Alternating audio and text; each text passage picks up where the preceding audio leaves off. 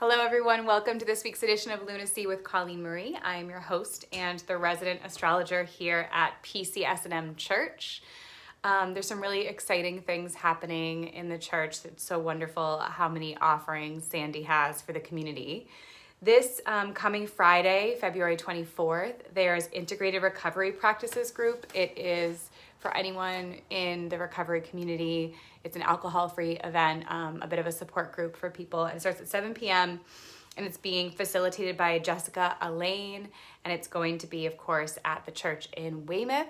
So go check that out. Those of you who are also alcohol-free, it's a great opportunity to kind of get together with like-minded people. So we are looking ahead at an interesting week. Nothing too crazy, so that's good. But today is the new moon in Pisces, and it was in the early hours of last night, 2 a.m. here on the East Coast, 11 p.m. Yesterday on the West Coast. And so what the new moon in Pisces is all about is really bringing in a deep connection to unconditional love. It is the final sign of the astrological wheel of the year. And the spring equinox, which is March 20th, 21st, 22nd, is considered to be the astrological new year. That's when Aries season launches. And of course, Aries is known as the first sign of the zodiac. Now, this closing 4 weeks that we have ahead of us in Pisces is magical. And it really is a time when we start to feel that the veil is a little bit thin with all that is, with oneness, with the divine, with spirit. This can be a time where we really are feeling it all. We might be sensing that we are part of a greater web and that we are connected to all that is. It's a time of unconditional love and dreams and the subconscious and our psychic abilities and all of these kind of dynamic, aspects of the human psyche that are difficult to kind of pin down by the rational mind. So I love Pisces season, of course. It's definitely part of what makes sense to my brain. But of course, it also has its own pitfalls. So for example, Pisces, because it feels everything so deeply, sometimes doesn't know when to say no. It might not know when to set boundaries, when to say, this is no longer working, because unconditional love is sometimes too unconditional, if that makes sense. Or it's so deep that we forget that unconditional love also requires that we're aware of what we ourselves need, right? So just to give you a little idea of how to apply this new moon in your life, based on what house is ruled by Pisces in your chart will really tell you what kind of new beginning you can expect right now. So for me, I am a super earthy, my chart is really earthy. I've got a Taurus sun, I've got a Capricorn moon, but my midheaven, which is the top of your chart, is ruled by Pisces, and I have Jupiter there. So this means, and Jupiter's like right on top of my midheaven. So this is gonna bring in, for me, new beginnings to do with my career, because your midheaven has a lot to do with how you're seen by other people.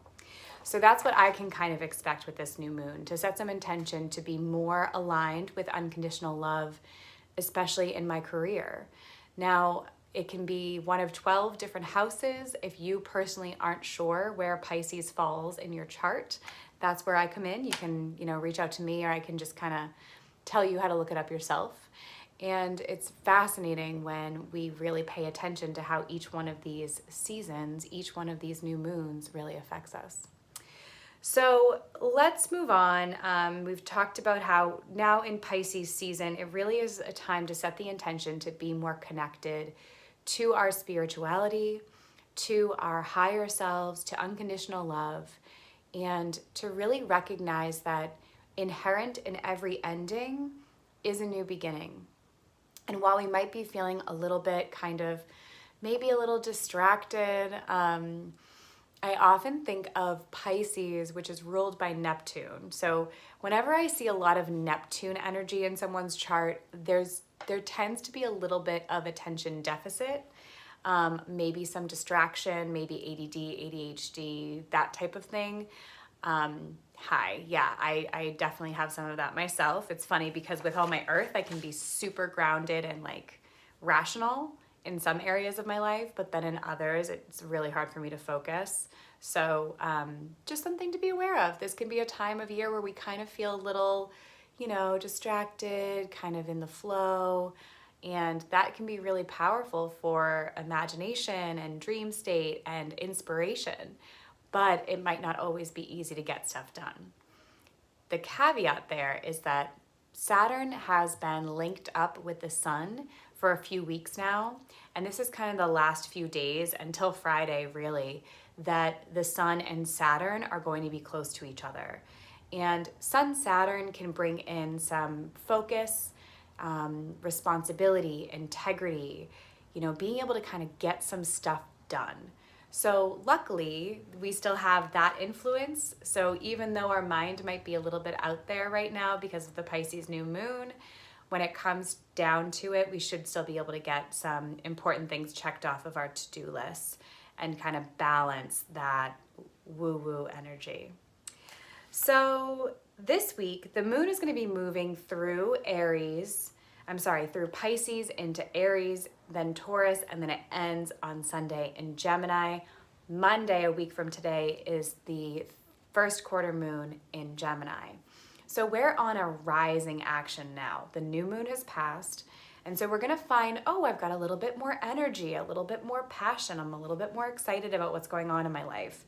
We're gonna really be feeling this, of course, on Wednesday and Thursday of this week, when the moon leaves Pisces and enters Aries.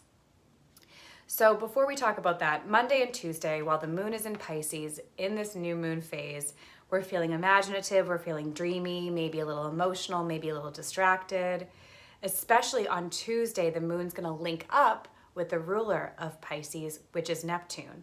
This is gonna bring in potential for that confusion we've talked about, over-idealization of others. Maybe we just get a little enmeshed. Watch for that kind of codependency or kind of rose-colored glasses. But remember too, this can bring in some really powerful downloads and guidance. I want to share this book. I just found this. I listened to a podcast that a friend shared with me, and this particular teacher, this is like one of the most out there books I have, but it's called It Doesn't Have to Be This Way by Marty Rawson. And what I love about this book is it's so esoteric. It talks a lot about spirit, and he's an individual who is a medium, as I am, and he has had some really wild spiritual experiences, but he tries to relay it in a way that's really practical and kind of gives us tools to bring some more of that spirituality into our own life. So this is the perfect time to be diving into books like this.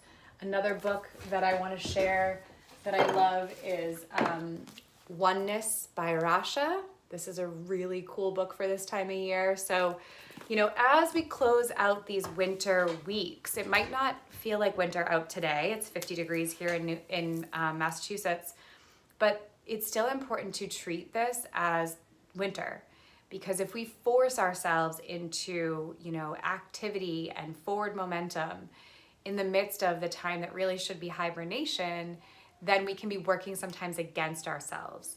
So these last few weeks, it's going to be really important that we kind of slow down and turn within, even while spring starts to surround us, and try not to get too caught up in the hustle and bustle until it's officially here. Sorry, my kids are home. It's school vacation week. All right, so Wednesday and Thursday, though, we are going to be feeling some increased energy, but watch for being a little bit more confrontational in our emotional relationships or emotional situations, because when the moon is in Aries, we can expect a little bit more fire. So watch for that, conflict is a potential, getting into arguments, that sort of thing, Wednesday and Thursday. but it can also bring increased energy and excitement and passion. Wednesday is actually going to be the lucky day of the week. So if you've got some things you want to initiate or, look into or what have you, Wednesday's a really 5-star day for that. The moon is going to be linking up with both Venus and Jupiter, which are together in Aries. Yes, Chiron, the wounded healer, is also there, so that adds a little bit of like depth to this experience. But ultimately, anytime we have both Venus and Jupiter together, we can expect some happiness, some joviality, some generosity, some fun, lighthearted kind of joyfulness in our lives. So Wednesday is our lucky day this week. Friday and Saturday, things are going to slow down a little bit because, of course, the moon moves into Taurus, my sign. Taurus is slow moving. Taurus likes self-care. Taurus is a fixed earth sign. So it's going to feel heavier than, how we feel Tuesday and Wednesday of this week. So Friday, Saturday, things slow down. Taurus just wants to spread out and find what feels good. So spend time at home, eat some nourishing food, experience all the sensuality that life has to offer. On Friday, there's a nice sextile between the moon and the sun. That will feel harmonious. We might feel some added vitality and some balance. So yeah, Wednesday, Friday both look great for this week. Saturday, the moon does come into a square with Mercury, which is conjunct to, to Uranus. So Mercury and Uranus are similar energy. They're both very electrical. And so when the two are also both being linked up with the moon, we can expect some unexpected breakthrough. We can expect some kind of shifts and changes in the air. So it's been a wild, Uranus rules Aquarius. It's been a wild Aquarius season. So if that's any indication of what we have in store for us on Friday, just be wary of that. Could bring unexpected verbal breakthrough, but just watch for restlessness. It can be really stimulating and exciting time as long as we don't try to hold on to it. We have to embrace change. Sunday, the moon is in Gemini, and again, it's a very stimulating time. Gemini is like a lot of things, a lot of plates spinning, so we're gonna feel things ramp up again. Sunday into Monday, approaching that first quarter moon, the rational mind comes in hot with Gemini. And during this particular lunar cycle, we set the intention to be a little bit more connected to our higher self with today's Pisces New Moon. Then Monday's moon in Gemini, first quarter moon, is going to have us questioning, oh, maybe I should be more rational. Maybe I should just like focus on what's going on here in front of me and not be so pie in the sky. Maybe I should just focus on just what's going on and what I can observe in front of me. So we're going to be challenging ourselves at that moment. So remember to hold on to that intention of being more connected to the wisdom of the universe. So watching for that for next week.